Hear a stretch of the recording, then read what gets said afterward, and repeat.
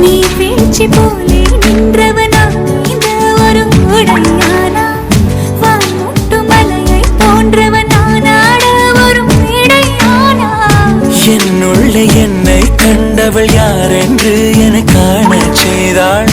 கேளாமல் நெஞ்சை கொய்தவள் சிற்பம் செய்து கையில் தந்தாள் யுகம் யுகம் முகம் இது போதும்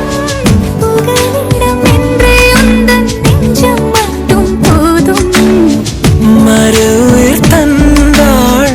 நிமிர்ந்திடச் செய்தாள் நகர்ந்திடும் பாதை